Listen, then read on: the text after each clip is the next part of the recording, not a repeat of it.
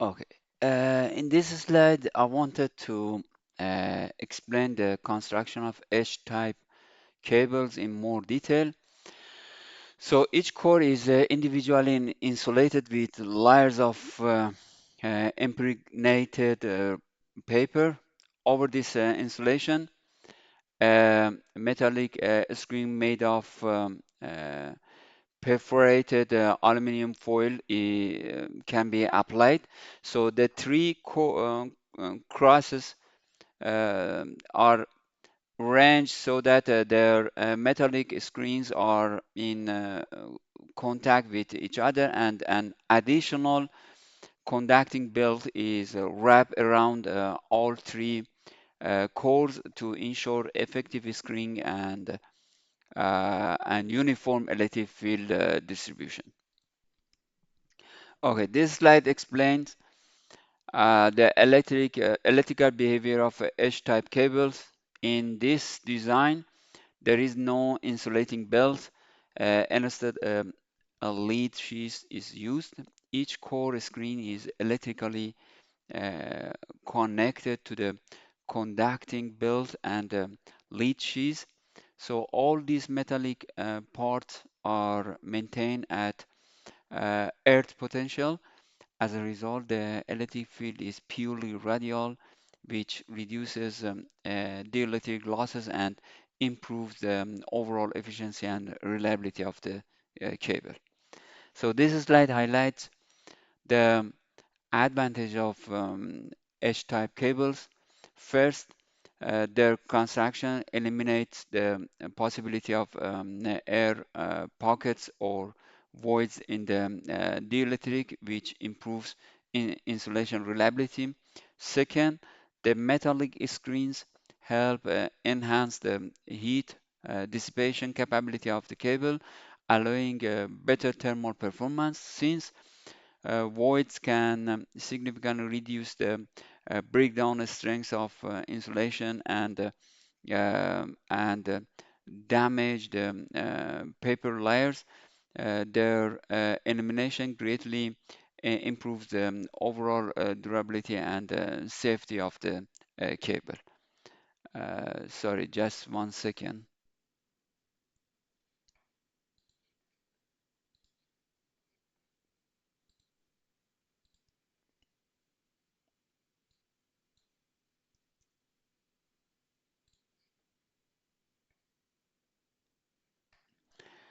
Okay. So this slide introduces the separate lead type cable as another form of screen cable. It refers to the construction of a three-core separate lead type cable where each core is individually enclosed with its own lead sheath. So this figure showing that this structure and showing how each conductor is separately protected to improve insulation performance and control electrical stress more effectively in higher voltage applications. Okay, this slide explains the structure and advantages of separate lead type cables. So essentially, it is similar to the H-type cable, but each core insulation is individually covered with its own lead sheath. Unlike H-type cables, there is no overall lead sheath. Instead, only armoring and serving are provided. The main advantages are improve reliability by reducing the risk of core-to-core breakdown and easier handling and bending of the cable due to the absence of a heavy auto lead sheath. So this slide highlight the main disadvantages of separate lead type cables. In these cables, each core has its own individual lead sheaths, which is thinner compared to the single seeker sheaths used in H-type cables. So as a result, more precise manufacturing and higher quality control are required to ensure reliability and mechanical integrity of the cable. So this slide explains the limitations of solid type cables. These cables use solid insulation and do not involve any circulating gas or oil within the sheath, which is why they are called solid type cables. However, their use is limited in voltage applications with a maximum practical rating of about 66 kilovolt, and behind this level other cable designs are required to handle higher electrical stress. Okay, this slide explains a key limitation of solid type cables under varying load conditions. When the cable carries load, the conductor temperature rises, causing the insulating compound to expand. So this expansion puts mechanical stress on the lead sheets, which may lead to damage. Conversely, when the load decreases and the cable cools, the compound contracts and can create a partial vacuum inside the sheath. So this repeated expansion and contraction and can reduce the long-term reliability of the cable. Okay, this slide explains the effect of void formation in solid type cables due to the different rates of expansion and contraction between the metallic sheaths and the impregnated insulating compound. Voids can be created inside the cable. So these voids significantly reduce the dielectric strength compared to solid insulation, which increases the risk of partial discharge and eventually leads to a cable breakdown. Okay, this slide introduces pressure cables, which are used for very high voltage applications above 66 kilovolt. At these voltage levels, solid type cables become unreliable because void formation in the insulation can lead to breakdown. So to overcome this problem, pressure cables are employed where external pressure is used to improve insulation performance and prevent the formation of voids. So ensuring safe and reliable operation at extra high voltages. So this slide explains the basic principle of pressure cables. In these cables, voids in the insulation are eliminated by maintaining the insulation under high pressure, which is why they are called pressure cables. This improves the dielectric strength and prevents insulation's breakdown at very high voltages. So the two main types of pressure cables are oil field cables and gas pressure cables, each using a different medium to maintain the required pressure. So this slide explain oil field cables, a type of pressure cable used for high voltage applications. In these cables, special ducts or channels are provided within the cable to allow the circulation of insulating oil. The oil is maintained under pressure and is continuously supplied from external reservoirs installed at intervals along the cable route, typically around every 500 meters. This system helps maintain insulation quality and prevents the formation of the voids. So this slide explains the operating principle and advantages of oil field cables. The um, pressurized oil compressors, the paper insulation layers, and fills any voids that may develop between them and preventing partial discharges. So by eliminating voids, the dielectric strength of the insulation is significantly improved. As a result, oil field cables are suitable for high voltage applications, typically ranging from 66 kilovolt to up to 230 kilovolt. Okay, this slide um, classifies oil field cables into three main types based on how the oil circulation channels are arranged. The first type is the single core conductor channel, where oil flows through a duct in the conductor. The second is the single core sheath channel, where the oil circulates near the cheese area. The third type is the three-core filler space channel, where oil flows through the spaces between the cores. So each design is used to ensure effective pressure maintenance and insulation improvement in high voltage applications. Okay, this slide refers to the construction of a single core conductor channel oil field cable. The This figure is showing how the oil circulation channel is integrated within the conductor itself, allowing pressurized oil to flow along the core. So this design helps maintain uniform insulation pressure, eliminates voids in the dielectric, and improves the overall reliability of the cable for high voltage operation. Okay, this slide also refers to the construction of a single core sheath channel oil field cable. The figure illustrates that in this design, the oil circulation channel is provided near or within the metallic shields instead of the conductor.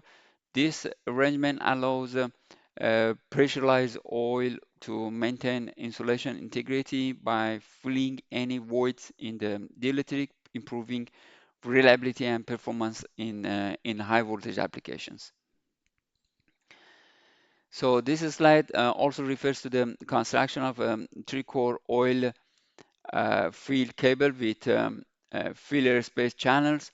The figure shows that the oil circulates through the spaces between the three cores, which are filled with suitable material to control and guide the oil flow. So this design ensures uniform pressure distribution, reduce void formation, and improves the insulation performance of the cable in high voltage applications. Okay, this slide summarizes the main advantages of oil field cables. First, the continuous oil pressure prevents the formation of voids and reduces ionization within the insulation.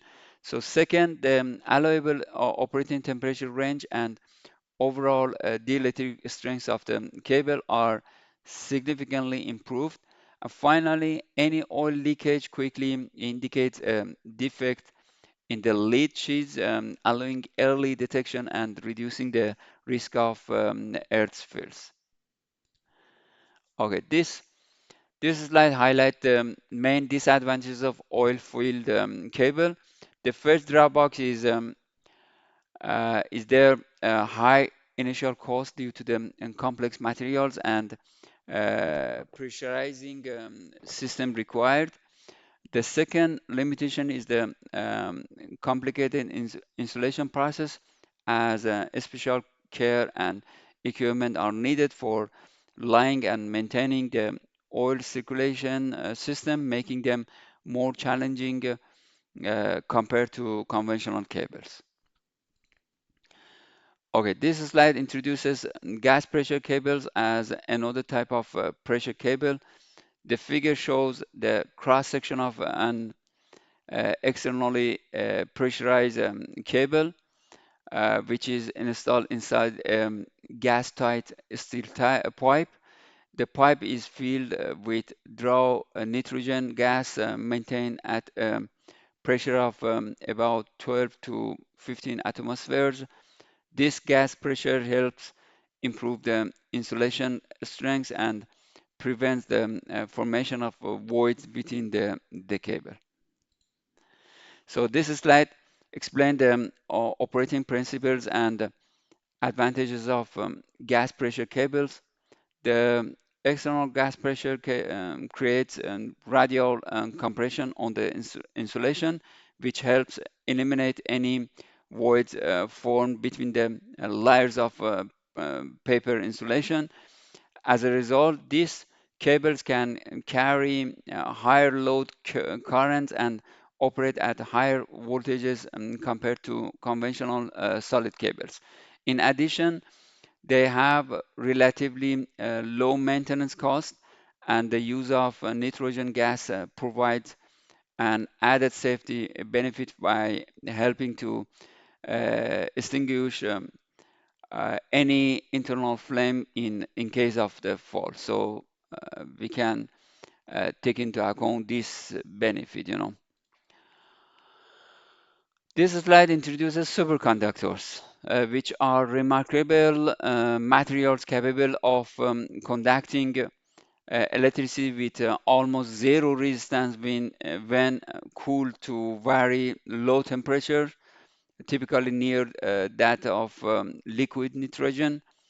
This near zero resistance means that electric energy can flow without losses, significantly improving efficiency compared to conventional conductors.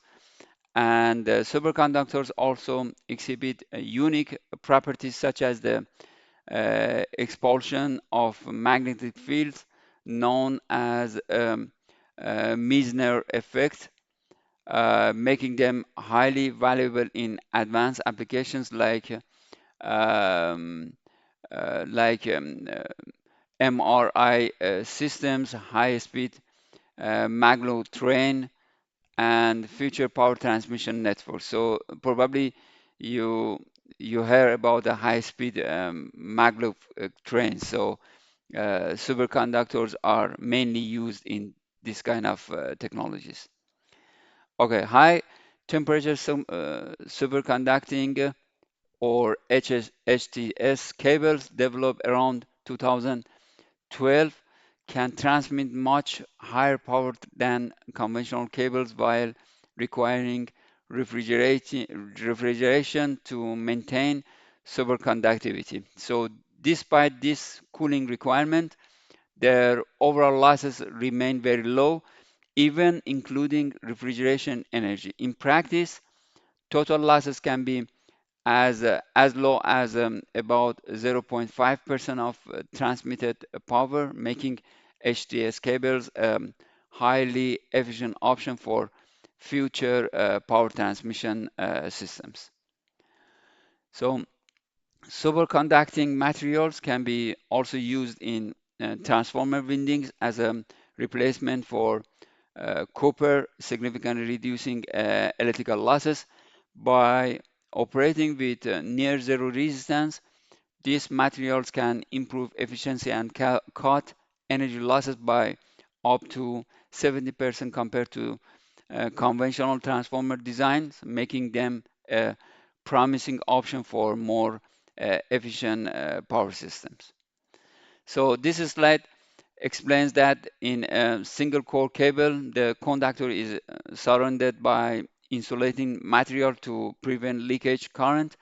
Any leakage that does occur flows in a radial direction through the insulation.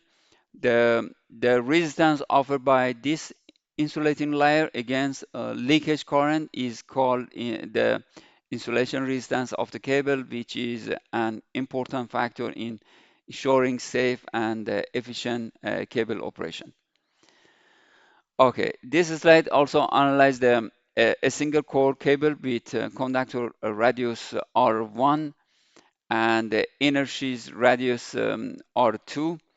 So the figure considers a point at a radial distance x within the insulation and thin elemental layer. So with a thickness of dx. This approach is used to study how the electric field varies from the conductor surface to the sheath. Understanding this radial electric stress distribution is very essential for proper insulation design and ensuring the cable operates safely without any dielectric failures. So this slide also developed the leakage current model in a single core cable by considering a differential layer of insulation. For a cable of length L and insulation resistivity rho, a thin cylindrical shield at radius x with thickness dx is selected. So the leakage current follows radially outward. So the path length is equal to dx, while the cross-sectional area available for conduction is the curved surface 2p um times L. So based on this geometry, the elemental resistance of the insulation can be formulated, which is a key step in deriving the total insulation resistance of the cable. So this slide derives the total insulation resistance of a single core cable by integrating the resistance of infinite cylindrical layers. So across the insulation thickness, starting from the elemental resistance, integration from R1 to R2 gives this one. R is equal to rho dx divided by 2pl. And this equation shows that insulation resistance depends on the natural logarithm of the ratio of sheath radius to conductor radius and is uh, inversely proportional to the cable length L. Therefore, as the cable length increases, the overall insulation resistance decreases, which directly affects leakage current and insulation performance. Okay, this slide presents a practical example of calculating the insulation resistance of a single core cable based on its physical dimensions and material properties. The conductor diameter is given as 1 centimeter, leading to a conductor radius of 0.5 uh, centimeter, while the insulation thickness of 0.4 centimeter um, results in a radius of uh, inner radius of 0.9 um, centimeter. The cable length is 2 kilometer, and insulation resistivity is provided in ohm per ohm times centimeter, which is carefully covered into ohm meter for consistency in SI units. So the solution applies the standard formula for insulation resistance of a cylindrical cable, showing how resistance depends logarithmically on the ratio of outer to inner radius, so as well as directly on the resistivity and inversely on the cable length. So we can use this one, uh, this equation, in order to calculate insulation resistance. So just by substituting the given values into the expression, the insulation resistance can be calculated uh, to, to 234 mega ohm. So this example highlight the importance of geometric parameters and material properties in determining insulation performance, and it clearly demonstrates how even relatively small changes in dimensions or resistivity can significantly affect the overall resistance of the cable.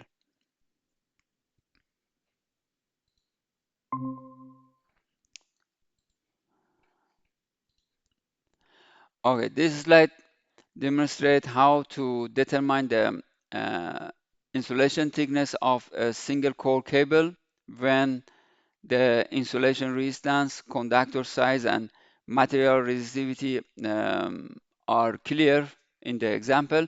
So the given data includes a cable length of 1 kilometer, and insulation resistance of 495 mega ohm, a conductor diameter of 2.5 centimeter, radius of 1.25 centimeter, and insulation resistivity expressed in ohm centimeter, which is converted into ohm meter for consistency.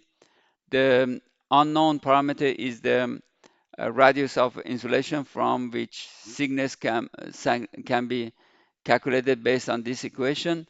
So by substituting all of the values, we can find uh, at the end this one. So logarithm R2 per R1 can be easily calculated. So by just we know about the R1, so we can find the R2, and insulation thickness can be R2 minus R1 at the end. Okay, this slide presents another example of determining the resistivity of the insulating material in a single core cable using known electrical and geometrical parameters. The cable length is given as 5 kilometer with an insulation resistance of 0.4 mega ohm.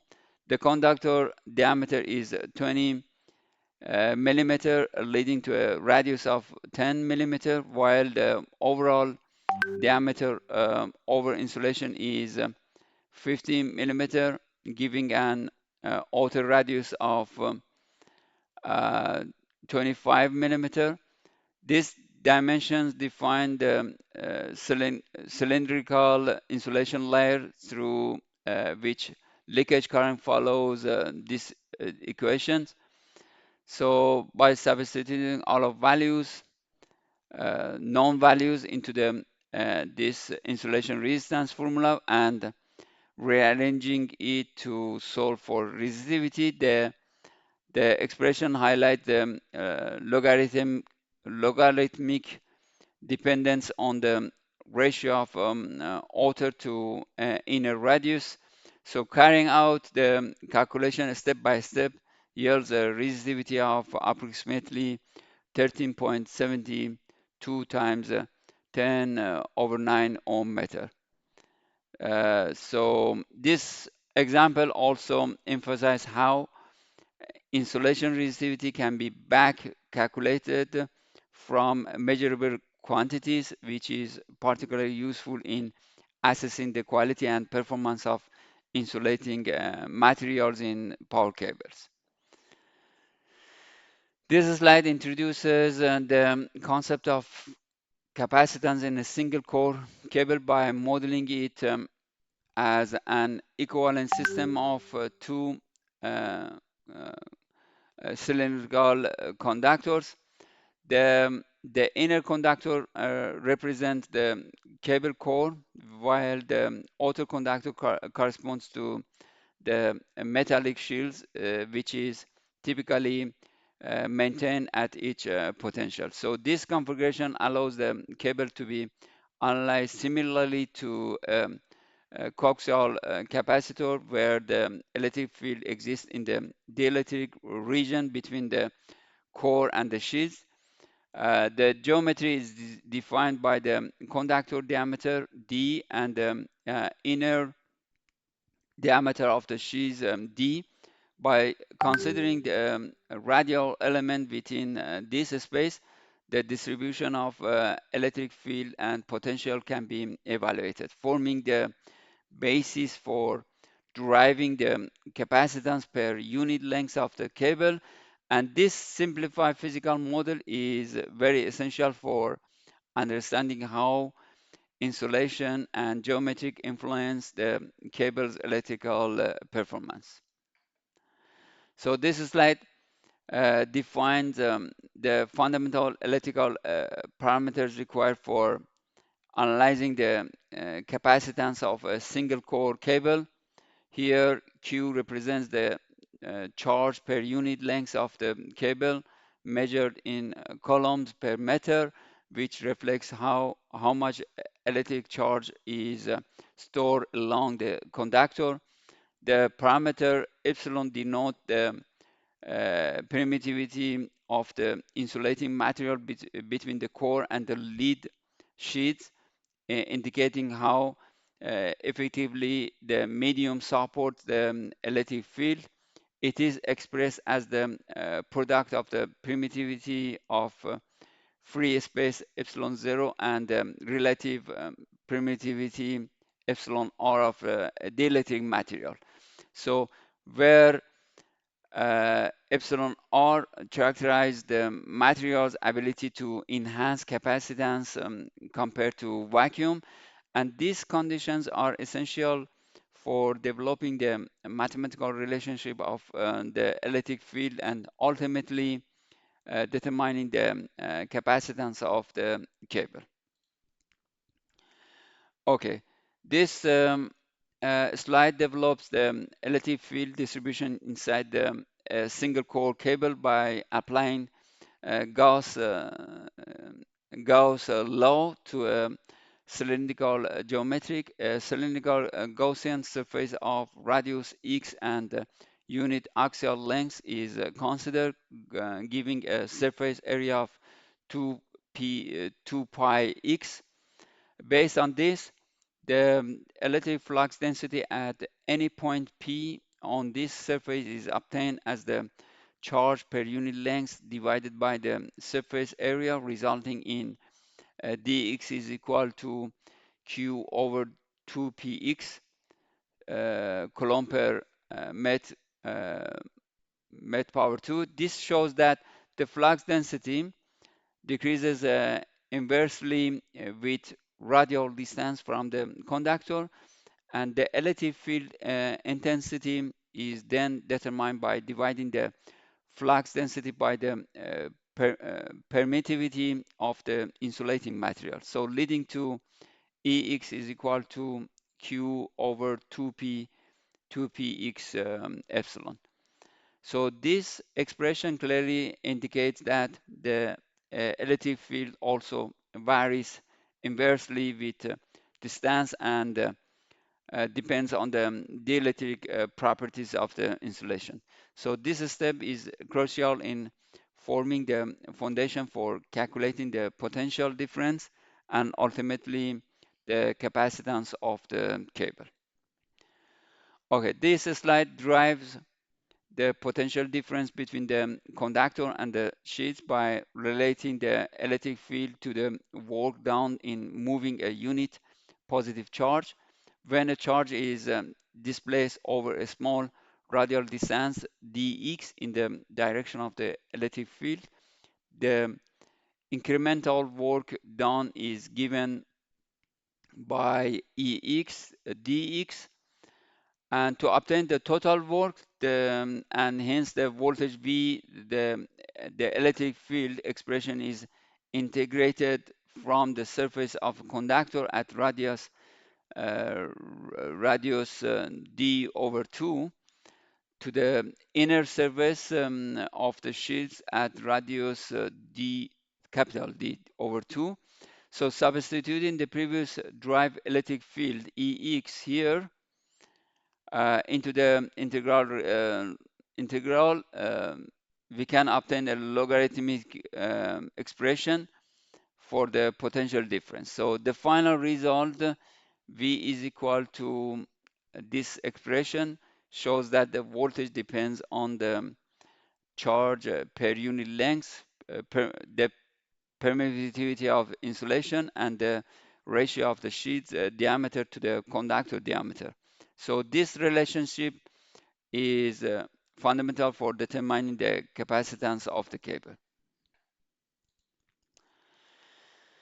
Okay, this slide presents the derivation of the capacitance per unit length of the cable, emphasizing how geometry and material properties influence its value, starting from the fundamental definition of capacitance as the ratio of charge to voltage. The expression is reformulated by substituting the electric field relationship for a cylindrical structure. The result shows that the capacitance depends directly on the permittivity of the medium, represented by the product of vacuum permittivity and relative permittivity, and inversely on the logarithmic ratio of the inner diameter to the conductor diameter. So this highlights that increasing the dielectric constant enhances capacitance, while increasing the spacing between the conductors reduces it. And the final practical form expressed by using algorithm base 10 provides a convenient formula widely used in cable design and analysis. We can use these equations. This is very common. Okay, this slide.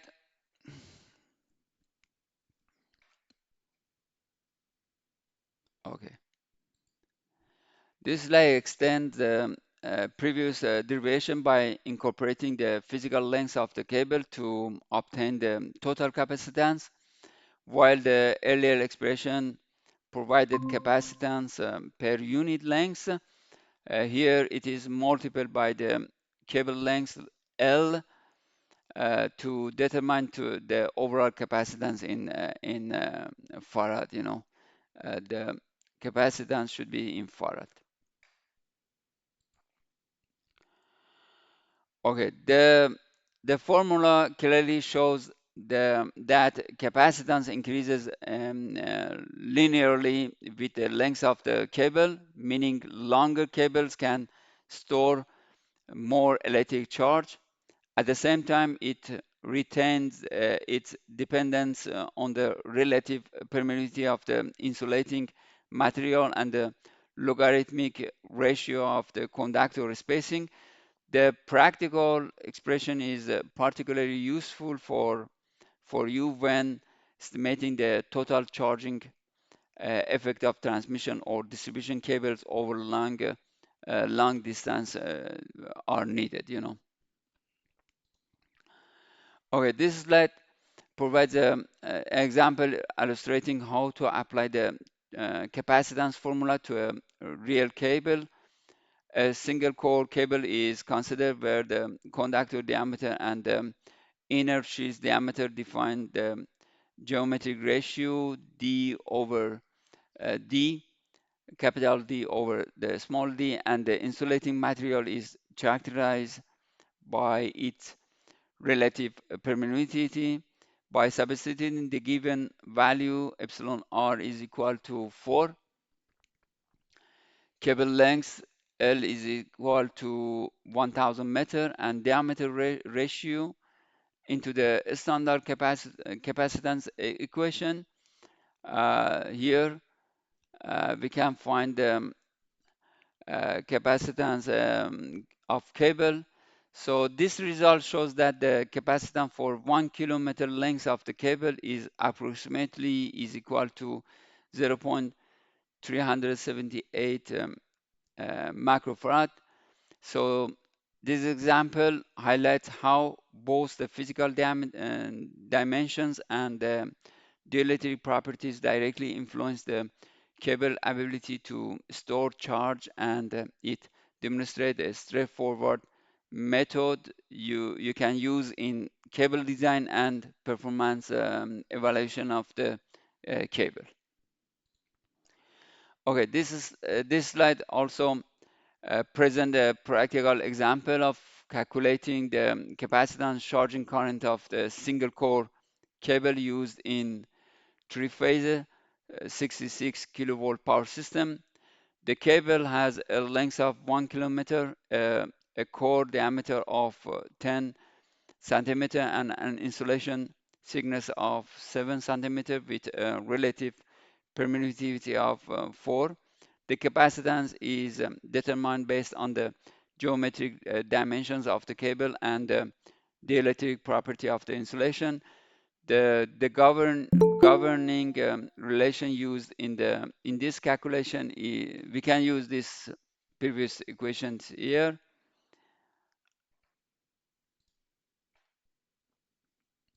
Okay, by substituting the given values, the capacitance of the cable can be obtained 0.254 microfarad. So the slide, then we can proceed to calculate the phase voltage. So considering the line voltage is 66, so in three phase, which result in approximately 30 in single phases should be divided by square 3, so it's approximately 38.1 kilovolt between the core and the shields. So using this voltage and the capacitance reactance capacitive reactance relationship, the charging current can be calculated, and finally the charging current can be found to be 3.004 amp, highlighting the effect of cable capacitance in AC systems, especially over long distance. So this example is very clearly demonstrate how physical dimensions and metal properties influence the electrical performance of the power cable. So this is another example. This slide also illustrates a comprehensive example of determining the capacitance, charging currents per phase, and total charging reactive power of three-phase underground cable systems operating at 33 kilovolt and 50 hertz. The system consists of three single core cables, each 4 kilometer long, with a conductor diameter of 2.5 centimeter and insulation thickness of 0.5 centimeter. Using the given relative permittivity of 3, the capacitance per phase can be calculated based on the cable geometry and the electric properties. We have this relationship.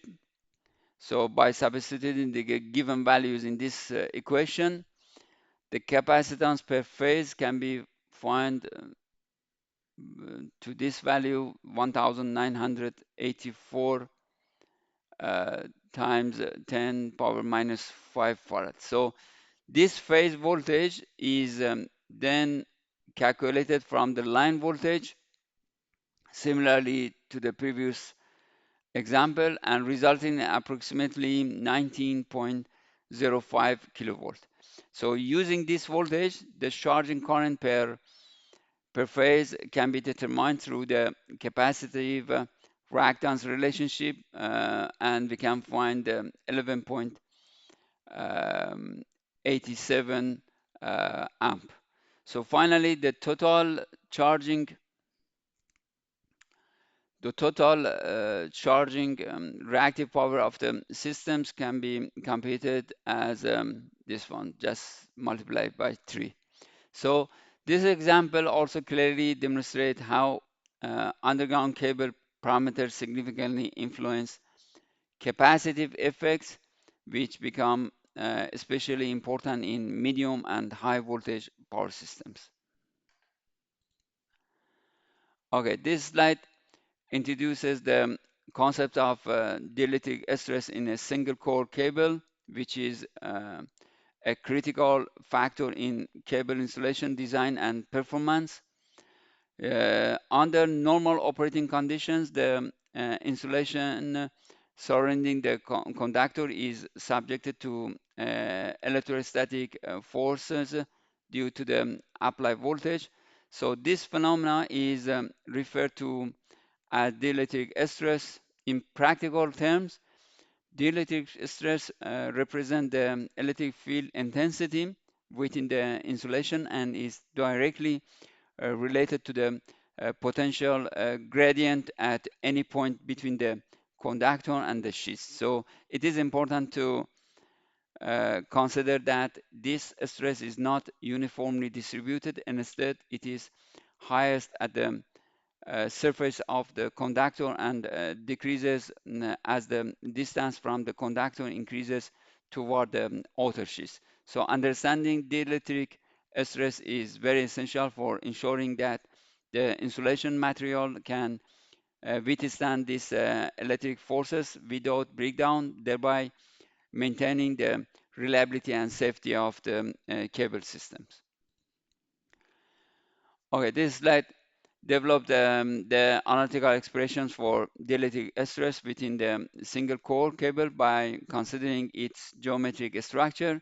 The cable is defined by a core of diameter d and an internal sheath of diameter d, forming a cylindrical insulation region between them. And based on electrostatic field theory, the electric intensity at any point located at a radial distance x from the center of the cable can be also expressed by this equation.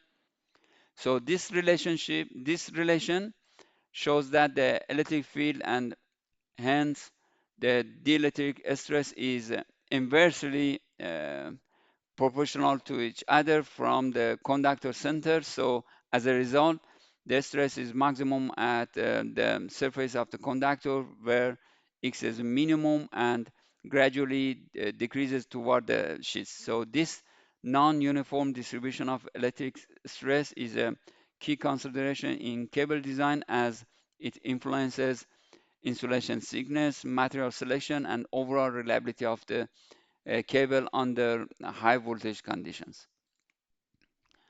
Okay, this slide also explains the relationship between electric density, intensity, and potential gradient in a cable system.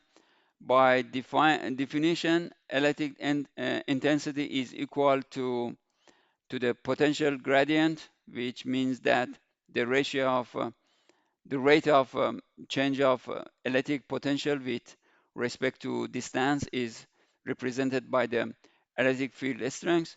At a point located x meters from the center of the cable, the potential gradient denoted by G is equal to the electric intensity EX. Using the electrostatic field equation for a cylindrical conductor, the expression between becomes G is equal to EX, and in the previous slide also EX was equal to this equation.